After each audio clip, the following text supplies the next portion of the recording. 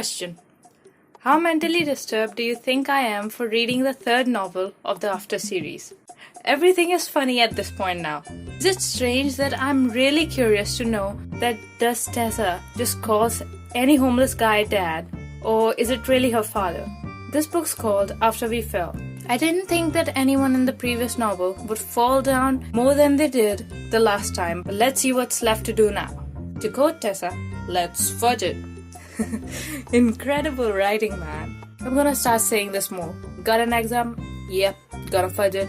Going to make a review about After We Fell? Yeah, dude, just gonna fudge it. Going to go to the washroom after a horror movie? Yep, I'm so fudging it. But enough of my psychobabble. Let's see what the readers have got to say. Anna Todd manages to make you scream, cry. You're right about that. My eyes started watering after 500 pages. Laugh, fall in love, sit in a fetal position. Excuse me? Whether you have read the Wattpad version or not, After is a can't-miss book. Get ready to feel emotions that you weren't sure a book could bring out of you. I don't get it. What are these unique emotions? Almost all my teenage years gone by trying to understand my emotions, and I realized I have only 3 emotions in me: happy, sad, and angry. Does these unfelt emotions come up with Human Update or something? I don't know. My heart is made of tin, so why even bother? And if you have read the Wattpad version, the book is 10 times better. Okay. No offense, darling. I know you're trying to convince us that this book is great and we should definitely read it. But you might have accidentally insulted the Wattpad version of the book, which, not to mention, was the real book. Anyway, do you guys know? I don't usually count pages, but after reading the After series, counting pages is all that is left for you to do. Because the story is not going anywhere. The plot is not going anywhere. The characters are going everywhere but not to school. Then the life goes so slow that you are on your bed, leaning towards the floor, looking at the ants, gathering food for winters. But anyway, the book is, drumroll, 2,260 pages long. Tell me something. What is written in these 3,000 pages? I found no story, no self-respect, and no brain in any character, but I gotta say, the novel is a huge stack of pages. I'm saying write 100 pages, but at least make them worth the audience's time and money. This book should be titled Enjoy Your Slow Death or something. Whatever, let's start torturing ourselves with the main story. Tessa's got a fun story from her past for us. Very good. I used to sit there, brushing the hair on my blonde Barbie doll. Often, I'd wish that I was the doll. I know she's a kid, but what? Seriously, what? What kind of a kid thinks such weird stuff? She had it made. She was beautiful. She was always groomed. Always exactly who she was supposed to be. Of course, you're a female character, Tessa, so your kid version will be focusing on stereotypical self of a girl. Her parents must be proud. I used to think her father, wherever he was probably a big CEO, traveling the world to make a life for his family, while her mother stayed back and took care of the house. You've got to be kidding me. Women spend all this time fighting for their right to work outside of the house, just to have Tessa limit women back to the household.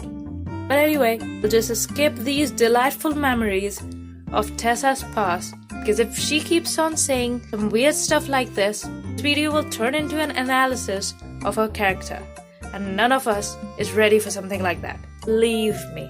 What we get to know is that Tessa's father was a drunk, and 9 years ago he abandoned his family. Her mother changed after that.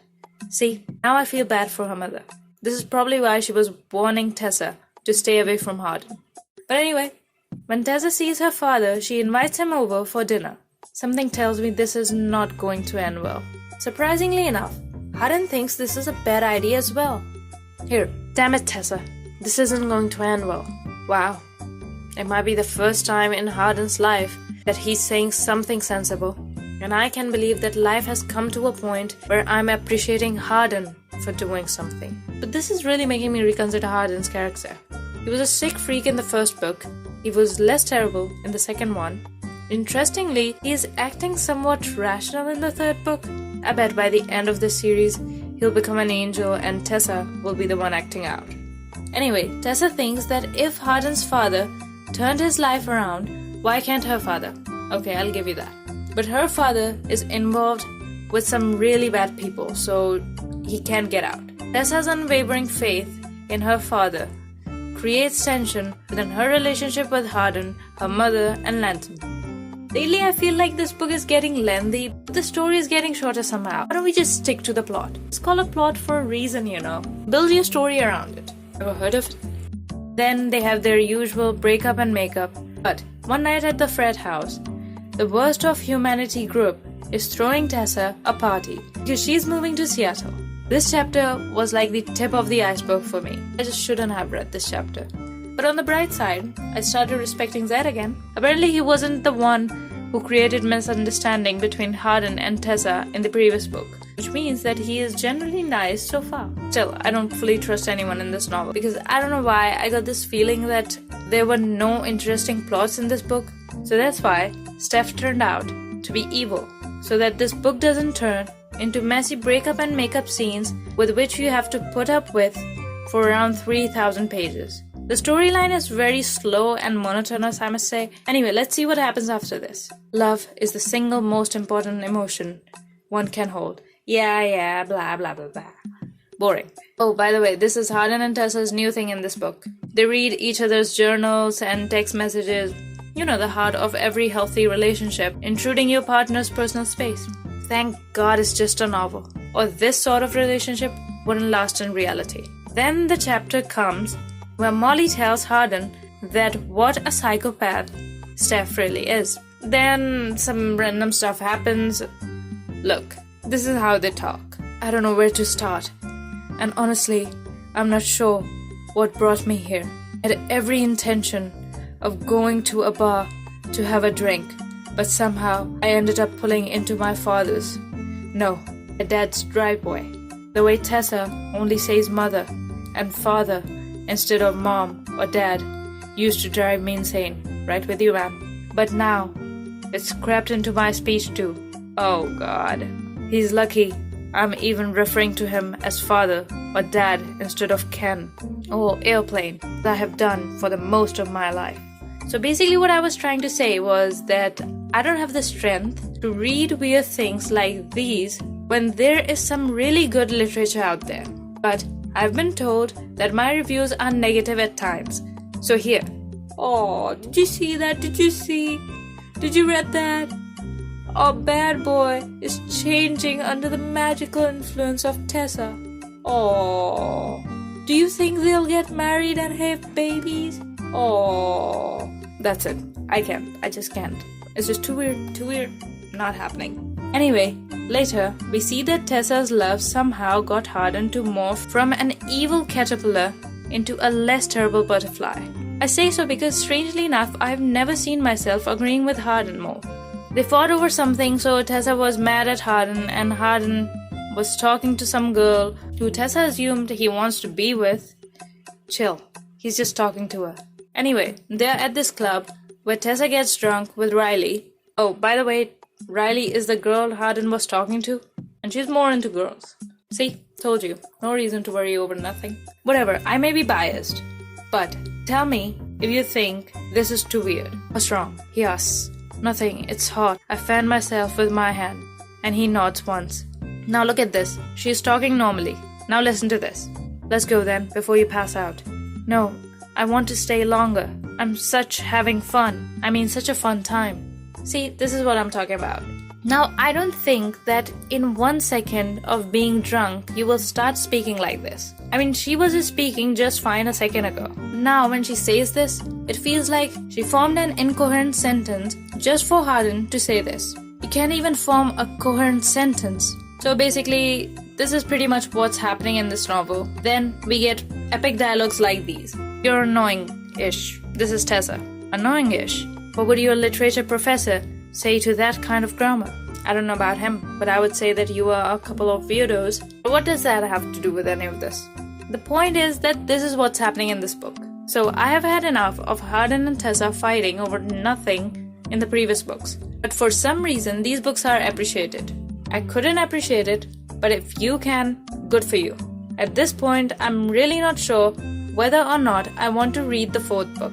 The problem is that there's nothing happening in any of these books. I don't want to read a couple fighting for 1,000 pages. It creates negativity in real life. No, just these books are really frustrating. Basically, what I'm trying to say is that there is not enough anything in the world that'll make me read this book till the end. But, if you want to torture yourself to see what the fuss is all about, go ahead. Do let me know what happens in the end. Hey guys, what's up? People think I'm hating on this novel. Am I? It was a rhetorical question. The thing is that when you analyze a literary text, there are some specific things you try to observe. You can understand my disappointment when I say that these books are made for commercial reasons and not to bring change in the society. If this makes me a hater, then I'm proud to own this title. The point is that I'm not trying to insult these novels. They do it for themselves though. But anyway, think about it. Without focusing on my review or the fact that you are a fan of this book, or any other book for that matter, do you think that criticism is bad for literature? Let me know what you think about this in the comment section below. Now, let me tell you what I think.